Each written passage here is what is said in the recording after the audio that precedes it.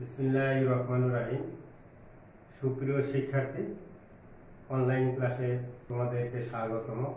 আমি মোহাম্মদ লতিফুর রহমান, সহকারী অধ্যাপক, আদমদিঘি রহিমউদ্দিন ডিগ্রি কলেজ, রসায়ন বিভাগ।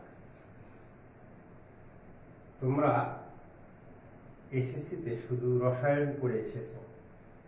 এইচএসসিতে আমাদের রসায়নের দুটি পত্র, একটি হলো রসায়ন প্রথম পত্র, রসায়ন দ্বিতীয় পত্র।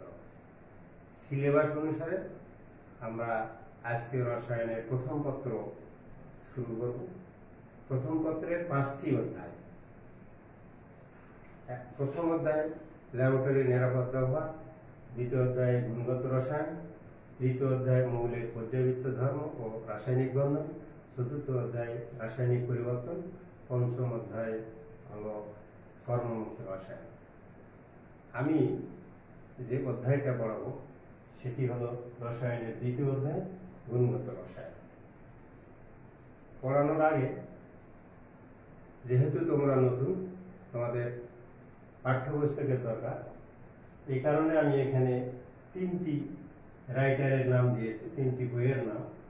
1 নম্বর হলো ডক্টর শরৎকান্তি সিংহ হাজারী ও অধ্যাপক হারাধননাথ, এটা হাসানবুক ফায়েজের বই। 2 নম্বর মাহবুব হাসান লিঙ্কন, ডক্টর মোহাম্মদ আব্দুল করিম ও মোহাম্মদ নুরুল ইসলাম, এটা অক্ষরপত্র প্রকাশনী। 3 নম্বর হলো সঞ্জিত কুমার গুহ, এটা লেকচার পাবলিকেশন লিমিটেড। আমি সাধারণত ডক্টর শরৎকান্তি সিংহ হাজারী ও অধ্যাপক হারাধননাথকে এই বইটা পড়াই। তোমরা পারলে এই 3টার যে কোনো একটা কিনতে পারো, অথবা 3টাই কিনতে পারো, অথবা যদি অর্থ সংলগ্ন না হয় তাহলে 1 নম্বর বইটা অর্থাৎ ডক্টর শরৎকান্তি সিংহ হাজারী ও অধ্যাপক হারাধননাথ, এই বইটা তোমরা কিনতে পারো। যাই হোক, রসায়নের দ্বিতীয় অধ্যায় গুণগত রসায়ন শুরু করার আগে আমরা রসায়নের কিছু বেসিক জিনিস জেনে নিই। বেসিক জিনিস হলো কি, আমরা রসায়ন পড়ব, কিন্তু রসায়ন বিজ্ঞান কাকে বলে এটা আমরা অনেকেই বলতে পারি না, জিজ্ঞাসা করলে বলা যায় না। এই কারণে আমাদেরকে অনেক সময় ধরলেও আমরা পাই না। এই কারণে আমি প্রথমেই তোমাদেরকে অবগত করব যে রসায়ন বিজ্ঞান কাকে বলে অথবা রসায়ন কি। এখানে আমি ব্ল্যাকবোর্ডে লিখে রেখেছি যে রসায়ন কি। আমি সংজ্ঞা দিয়েছি, বিজ্ঞানের যে শাখায় পদার্থের উপাদান, গঠন, ধর্ম ও ক্রিয়া বিক্রিয়া নিয়ে আলোচনা করা হয় তাকে রসায়ন বিজ্ঞান বলে। এই পদার্থের গঠন, এই পদার্থটা আসলে কি? প্রকৃতিতে পদার্থ 3 রকমের পাওয়া যায়, কঠিন, তরল এবং গ্যাসীয়। আজ পর্যন্ত আবিষ্কৃত মৌলিক পদার্থের সংখ্যা হলো 118টি। এই 118টি পদার্থ মিলিয়ে আমরা কি করি, এগুলো একত্রিত করে এদের গঠন, এদের ধর্ম, এদের প্রস্তুত প্রণালী ইত্যাদি আলোচনা করা হয়। এটাকে বলা হচ্ছে রসায়ন বিজ্ঞান। এই রসায়ন বিজ্ঞানের পরিধি বা রসায়ন বিজ্ঞানের পরিধি বিশাল। এই অধ্যয়নের সুবিধার্থে রসায়ন বিজ্ঞানকে আমরা 5টি শ্রেণীতে ভাগ করেছি। ব্ল্যাকবোর্ডে আমি লিখেছি রসায়ন বিজ্ঞানকে 5টি শ্রেণীতে বিভক্ত করা হয়, যথা 1 নম্বর ভৌত রসায়ন, 2 নম্বর অজৈব রসায়ন, 3 নম্বর জৈব রসায়ন, 4 নম্বর ফলিত রসায়ন, 5 নম্বর প্রাণ রসায়ন। এখন আমরা এই যে 5টি ভাগে ভাগ করলাম, এই 5টি ভাগে প্রত্যেকটা বিষয়, প্রত্যেকটার একটু আলাদা আলাদা বৈশিষ্ট্য বা আলাদা আলাদা সংজ্ঞা আছে। এখন আমরা জেনে নিই যে ভৌত রসায়ন কাকে বলে। ভৌত রসায়ন হলো রসায়ন বিজ্ঞানের একটি শাখা, যে শাখায় পদার্থের তত্ত্বীয় বিষয় নিয়ে আলোচনা করা হয় তাকে ভৌত রসায়ন বলে। এরপরে আমরা জেনে নিই অজৈব রসায়ন কাকে বলে। অজৈব রসায়ন হলো রসায়ন বিজ্ঞানের একটি শাখা, যে শাখায় অজৈব যৌগ নিয়ে আলোচনা করা হয়। এখন অজৈব যৌগ কি? অজৈব যৌগ হলো জৈব যৌগ বাদ দিলে যা থাকে, অর্থাৎ এই 118টি যে মৌলিক পদার্থ আবিষ্কৃত হয়েছে, এই 118টি মৌলিক পদার্থের যে কোনো মৌল সমন্বয়ে গঠিত যৌগকে বলা হচ্ছে অজৈব যৌগ। এখন অজৈব যৌগ নিয়ে আলোচনা, এখন অজৈব যৌগ কি নিয়ে আলোচনা? এই যে আমরা লিখে রেখেছি, অজৈব যৌগের গঠন, ধর্ম, ক্রিয়া বিক্রিয়া ইত্যাদি নিয়ে রসায়ন বিজ্ঞানের যে শাখায় আলোচনা করা হয় তাকে অজৈব রসায়ন বলে। অনুরূপভাবে আমরা জেনে নেই জৈব রসায়ন কাকে বলে। জৈব রসায়ন হলো রসায়ন বিজ্ঞানের যে শাখায় যৌগ নিয়ে আলোচনা করা হয় তাকে জৈব রসায়ন বলে।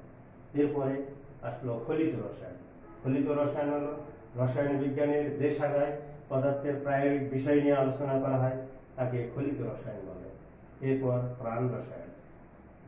রসায়ন বিজ্ঞানের যে শাখায় জীবের প্রাণ রাসায়নিক ক্রিয়া নিয়ে আলোচনা করা হয় তাকে প্রাণ রসায়ন বলে। এই গেল হলো রসায়নের শ্রেণীবিন্যাস। এবং তাহলে আমাদেরকে আমরা কি কি বললাম, রসায়ন বিজ্ঞানকে কয়টি শাখায় বিভক্ত করলাম? 5টি। কি কি?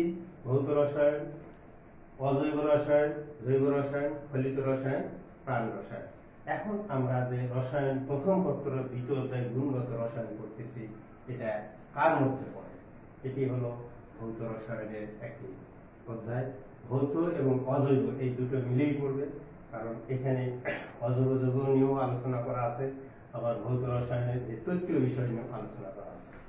এই গুণগত রসায়ন, এই গুণগত রসায়নের বিষয়বস্তু বা সিলেবাস হলো পরমাণুর গঠন নিয়ে আলোচনা করা আছে। পরমাণু গঠন নিয়ে আলোচনা করার আগে আমাদেরকে জানতে হবে আসলে পরমাণুটা কি। পরমাণু হলো মৌলিক পদার্থের ক্ষুদ্রতম কণা, যা স্বাধীনভাবে বিরাজ করে না কিন্তু রাসায়নিক বিক্রিয়ায় অংশগ্রহণ করে, তাকে পরমাণু বলে। এই পরমাণু আবার কতগুলো ক্ষুদ্র ক্ষুদ্র কণিকা দ্বারা গঠিত, যাদেরকে মূল কণিকা বা মৌলিক কণিকা বলা হয়। আমরা এসএসসিতে পড়ে এসেছি মূল কণিকা বা মৌলিক কণিকা। তাহলে পরমাণু যখন আবিষ্কৃত হয়, অর্থাৎ পরমাণু আবিষ্কার করেন বিজ্ঞানী জন ডাল্টন, তখন তিনি পরমাণুকে অবিভাজ্য বলেছিলেন। পরবর্তীতে পরীক্ষা নিরীক্ষার মাধ্যমে দেখা গেছে যে পরমাণু বিভাজ্য এবং পরমাণুকে ভাঙলে অনেকগুলো ক্ষুদ্র ক্ষুদ্র কণিকা পাওয়া যায়, যাদেরকে মূল কণিকা বা মৌলিক কণিকা বলা হয়। এই মূল কণিকা বা মৌলিক কণিকাগুলোকে আবার 3 ভাগে ভাগ করা হয়। 1 নম্বর স্থায়ী মূল কণিকা, 2 নম্বর অস্থায়ী মূল কণিকা, 3 নম্বর কম্পোজিট কণিকা। স্থায়ী মূল কণিকা যে সকল কণিকা পরমাণুর মধ্যে স্থায়ীভাবে অবস্থান করে তাদেরকে স্থায়ী মূল কণিকা বলে। স্থায়ী মূল কণিকা হলো 3টি: ইলেকট্রন, প্রোটন, নিউট্রন। অস্থায়ী মূল কণিকা যে সকল কণিকা পরমাণুর মধ্যে খুব অল্প সময়ের জন্য অবস্থান করে তাদেরকে অস্থায়ী মূল কণিকা বলে, যেমন মেসন, পাইরন, পজিট্রন, নিউট্রিনো, অ্যান্টিনিউট্রিনো ইত্যাদি। এই স্থায়ী এবং অস্থায়ী মূল কণিকা ব্যতীত আরো এক প্রকার ভারী কণিকা আছে, যাদেরকে কম্পোজিট কণিকা বলা হয়, যেমন আলফা কণিকা ও ডিউটেরন। এই দুটি হলো কম্পোজিট কণিকা। এখন স্থায়ী মূল কণিকা, এগুলো কি হয়? পরমাণুর মধ্যে স্থায়ীভাবে অবস্থান করে। স্থায়ী মূল কণিকা হলো 3টি: ইলেকট্রন, প্রোটন, নিউট্রন। এখন ইলেকট্রন, প্রোটন, নিউট্রন সম্পর্কে আমাদেরকে সংক্ষিপ্ত বিষয় জানতে হবে। কারণ ইলেকট্রন কি, ইলেকট্রনের ভর কত, ইলেকট্রনের চার্জ কত, ইলেকট্রনের গতি কি, এই বিষয়গুলো আমাদেরকে এই বিষয়গুলো আমাদেরকে জানতে হবে। তবে ইলেকট্রন কি বললে আমরা বলবো প্রথমে যে ইলেকট্রন হলো পরমাণুর স্থায়ী মূল কণিকা, যা পরমাণুর নিউক্লিয়াসের বাহিরে অবস্থান করে। ইলেকট্রন ঋণাত্মক চার্জ বিশিষ্ট কণিকা। এর charge 1.60 into 10 to the power minus 19 coulomb বা 1.60 into 10 to the power 20 EMU বা minus 4.8 into 10 to the power 10 ESC। ইলেকট্রনের ভর হল 9.1085 into 10 to the power minus 28 গ্রাম অথবা 9.1085 into 10 to the power 31 KG. এটা আমাদের এনসিপি এর মধ্যে ভরও থাকতে পারে, কেজিতেও থাকতে পারে। তাহলে আমরা ভর এবং কেজি এই দুটোই আমরা জানবো ইলেকট্রনের ভর। ইলেকট্রনকে ই দ্বারা প্রকাশ করা হয়। এরপরে প্রোটন। প্রোটনও হলো পরমাণুর স্থায়ী মূল কণিকা, যা পরমাণুর নিউক্লিয়াসে অবস্থান করে। এই প্রোটন এটি ধনাত্মক চার্জ বিশিষ্ট কণিকা। এর চার্জ হলো plus 1.60 into 10 to the power minus 19 coulomb বা 1.60 into 10 to the power minus 20 EMU বা plus 4.80 into 10 to the power minus 10 ESC। এর ভর হলো 1.673 into 10 to the power 24 গ্রাম। এর প্রতীক হলো পি বা H+ দ্বারা প্রকাশ করা হয়। নিউট্রন এটিও পরমাণুর স্থায়ী মূল কণিকা, যা পরমাণু নিউক্লিয়াসের ভিতরে থাকে বা নিউক্লিয়াসে থাকে। এর চার্জ নাই, এটি চার্জ নিরপেক্ষ কণিকা। এর চার্জ শূন্য ধরা হয় বা এর চার্জ শূন্য। এর ভর হলো প্রোটনের ভরের সমান। এর ভর হলো 1.675 × 10⁻⁻24 গ্রাম। একে n দ্বারা প্রকাশ করা হয়। এই গেল আমাদের পরমাণুর স্থায়ী তিনটি মূল কণিকা, তিনটি মূল কণিকা সম্পর্কে সংক্ষিপ্ত বর্ণনা। এই ইলেকট্রন, প্রোটন, নিউট্রনের উপর ভিত্তি করে আমরা পারমাণবিক সংখ্যা এবং পারমাণবিক ভর সংখ্যা পেয়েছি। পারমাণবিক সংখ্যা হলো কি?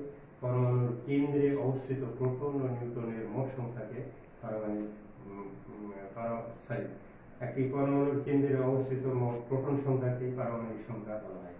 যেমন নাইট্রোজেনের প্রোটন সংখ্যা হলো 7, সুতরাং এর পারমাণবিক সংখ্যাও 7। অনুরূপ পারমাণবিক ভর সংখ্যা হলো কি? একটি পরমাণুর কেন্দ্রে অবস্থিত প্রোটন ও নিউট্রনের মোট সংখ্যাকে পারমাণবিক ভর সংখ্যা বলা হয়। যেমন নাইট্রোজেনের পারমাণবিক প্রোটন সংখ্যা 7, নিউট্রন সংখ্যা 7, সুতরাং নাইট্রোজেনের পারমাণবিক ভর সংখ্যা হলো 14।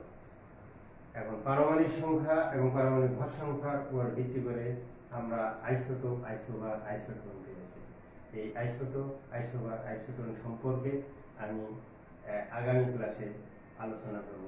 এখানে আমার আলোচনা শেষ।